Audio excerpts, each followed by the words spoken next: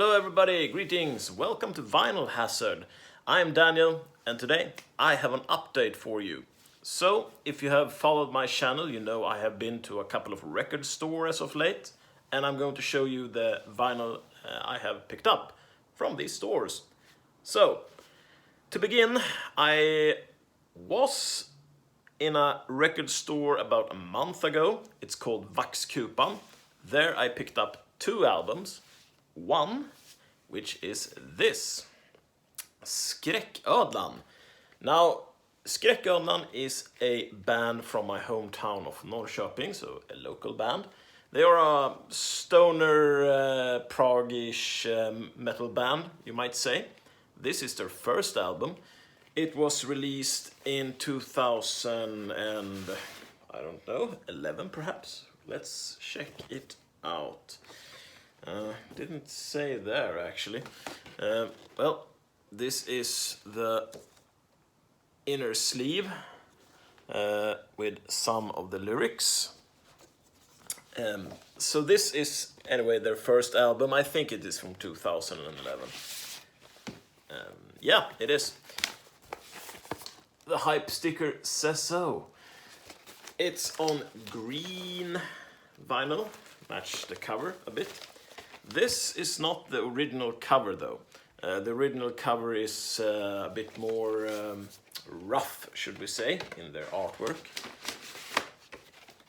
It does feature this lizard thing though. The album is called Äppelträdet, which translates to the apple tree. And I say this is an album that is a stoner album. There's kind of psychedelic influences to it, naturally. And yeah, it's a pretty good album. They released their third album last year, which I featured in one of the updates in the channel. So if you're into stoner metal, prog-ish metal, check Skraeckoedlan out. There we go. And the next one I also picked up from the same store about a month ago, and that is The Who.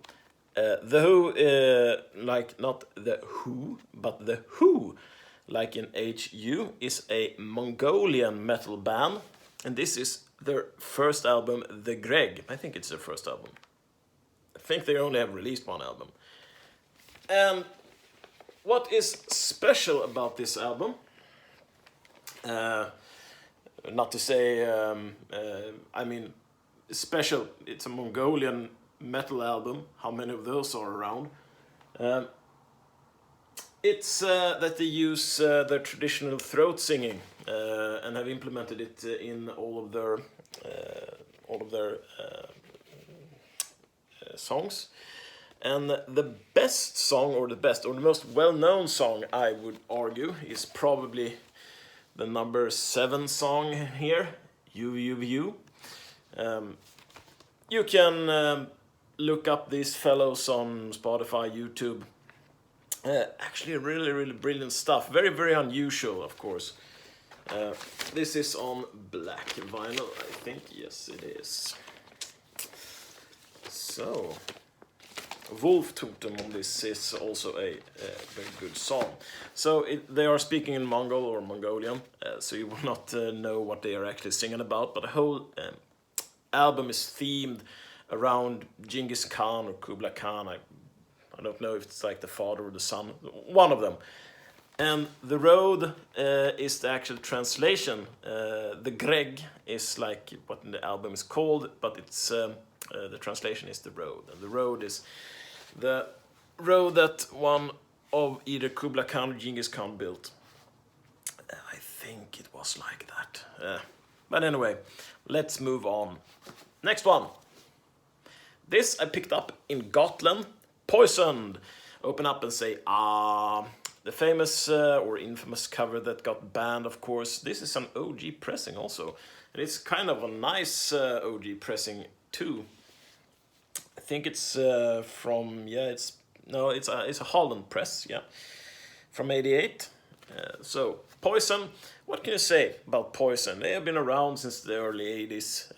One of the founding like glam metal bands. I'm not that much into glam metal, but it's such an easy listening. I mean, many of these songs have been played to death on the radio. I mean, how many times have you not heard every rose has its thorn?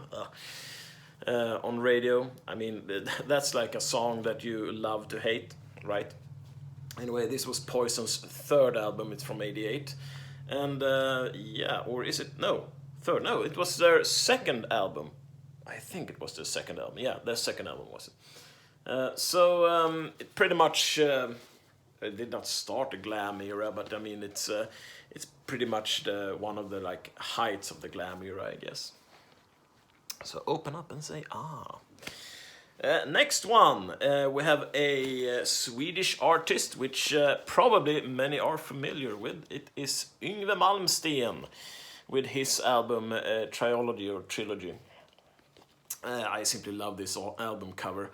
Like the Hydra Dragon and Yngwie with his guitar fighting off the fiery breath, and how he is doing that while maintaining this pose. Is that an effective pose? I don't know. Anyway, you can see the dragon up here too. Or the Hydra, whatever it is. Anyway, Yngwie Malmsteen, you know him. He's been active since like the late 70s. He has been playing in a couple of bands before he become a solo artist. Triology is from '86. It's the third album he did. I mean, he's a guitar virtuoso, and you know Yngwie, you know his grand personality of things you've all seen, the video of him in the airplane, I guess. If you haven't, look it up, it's pretty funny. You unleash the fucking fury. Anyway, this album was also dedicated to our late Prime Minister Olof Palme, who was assassinated in '86. So that's also something. But the album in itself is more a fantasy-esque themed, of course. Oh yeah, and it was right. Also, I think this actually is it an OG press from '86? So yeah, it was an OG pressing. Oh. Yeah, and very good condition too. I put it on my turntable just yesterday and listened to it. I also saved the inner sleeve. It's like very yellow paperish from aging. It's aged like a fine wine or something. Anyway, let's go on. So, next album. Well, I love groove metal. This is not a groove metal album, but you probably know what I'm talking about when I say groove metal and the creators of groove metal. And there's, of course, Pantera. This is the first album they ever made, Metal Magic. It was, of course, without Phil Anselmo. They had Terry Glaze on vocals at this time. I think Dimebag Darrell, lead guitarist of Pantera, was only 16 when they actually recorded this album. And Vinnie Paul was 18 or 19, I do not remember. Anyway, Pantera, as they were then, was more of a glam heavy metal band. They were very much influenced by the time they were growing up in. And this is, of course, not an original pressing of Metal Magic that goes for some stupid money, like $150 on Discogs. I managed to pick up this for about $25. It's one of the unofficial pressings. And this album also gets on very many people's lists of having the worst album cover ever. I mean, it's pretty funny. An over-dimensioned cat with like an over-dimensioned upper body to his lower body. A dagger which like defies logic. I mean, who designs a dagger like that? And it's also like, he holds daggers like this and points the edge inwards towards himself. While, I don't know. And the cat is naked, but he has a belt for some reason. I mean, it's just glorious.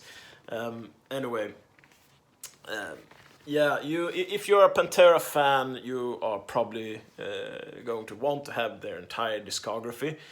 But it's not groove metal. This is another form of Pantera, and I mean you have everything after Cowboys from Hell, and everything after Cowboys from Hell.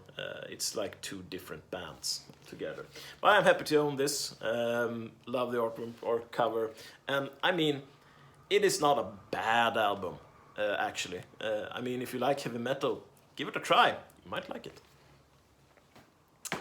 So, oh yeah, and that was also produced by Jerry Abbott, the father of Dimebag Darrell and Vinnie Paul. So that's also, he like financed the entire thing, became pretty decent producer after that. And next we go to Germany and Accept. Now this album was recommended to me by Beverly at Clarkovision. Thank you for that, Bev. I am trying to get into Accept more. I bought the Metal Heart about a month ago, listened to that, I liked what I heard. And on the recommendation of Beverly, I picked up Restless and Wild, and I really, really like what I'm hearing here. This is not an OG pressing, it's a pressing from 2000. The album Restless and Wild was released in 1982, so that's the same year I was born, actually. But Accept has been around a lot longer than that, of course. This band is fronted, of course, by the legendary Udo Dirkschneider. A voice which is very much on par with artists like Dio, for instance. I mean, he will probably be recognized as one of the greatest heavy metal voices in German heavy metal, or heavy metal in general, actually. So, Restless and Wild. Very, very cool album. Also, the actual vinyl was in very, very decent condition. Yeah, it's on black Brain.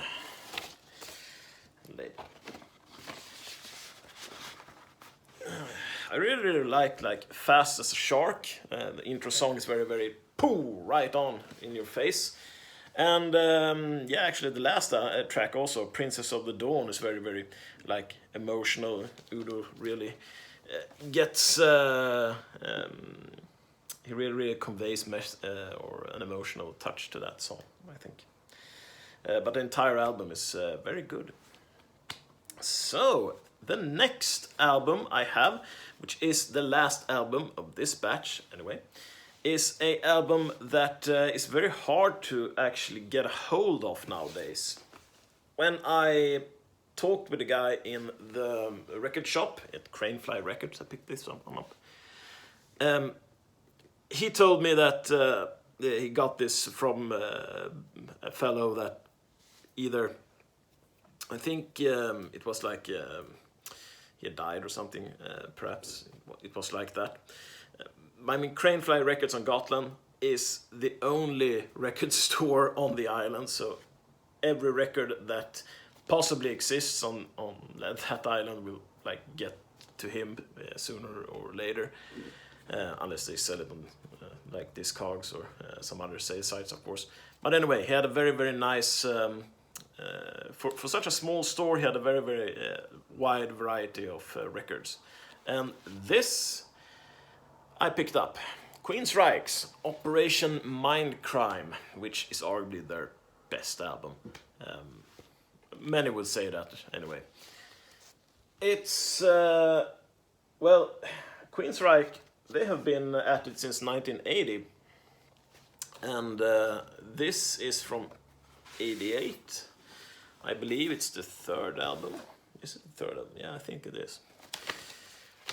It is also in very good condition. Now, this is actually an OG pressing, I think. But unfortunately, the album itself, or the cover, is a little bit wear and tear, you see here. Yeah, it's not awful. The vinyl plays absolutely fine. So, I mean, it's a brilliant album. Theme of like religious totalitarianism. Oh, yeah, that's a tongue twisting word. Like brainwashing, change of personality, censorship. I mean, the themes are all there, and as a storytelling record, it's very very good, and musical influences this has had on many other bands. I mean, I think there is actually a band that's called Operation Mindcrime, is undeniably. So this is probably Queensrÿche's best album. And as I said, very hard to get a hold of today. You have to pay. I mean, you can get it on Discogs, of course, but you have to pay quite a lot for it. And I paid $25 for this, about. So I'm very, very happy that I did. Anyway, that's that.